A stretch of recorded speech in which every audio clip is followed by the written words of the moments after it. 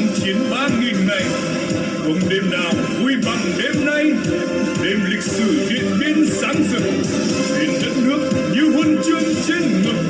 Dân tộc ta, dân tộc anh hùng. Giải phóng Điện Biên, hồ người ta vĩnh quân trở về. Giữa mùa đầy hoa nở, miền Tây Bắc từng vui. Bạn mừng xưa nương lúa người trồng bìa đàn em bé giữa đồng nắm tay xẻ hoa. Dọc đường chiến thắng ta tiến về, đoàn dân tộc Điện Biên vẫy chào pháo binh vượt qua. Súng Đại Bắc quân là ngụy trang, từng đàn người phương trắng dân là ngụy trang. Giết bao sương mù người lên Tây Bắc, vào lao nước không ngờ trở về. Giờ chiến thắng ta đã về, vui mừng đón chúng ta tiến về.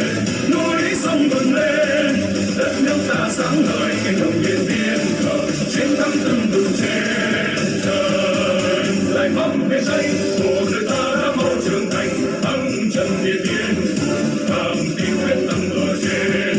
Cầu mồ hôi pha núi và tàu vượt rừng qua suối, đắp đường thắng lợi về đây.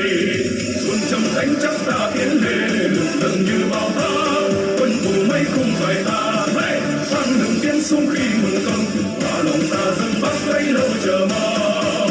Giết bao sương mù về quê tôi, gần hàng ngày khi chưa trở về. Ruộng đất chúng ta đã về, vui mừng đón chúng ta tiến về. Chiến sĩ Điện Biên, thế giới đang đón mừng chiến dịch đại thắng lợi, góp sức xây dựng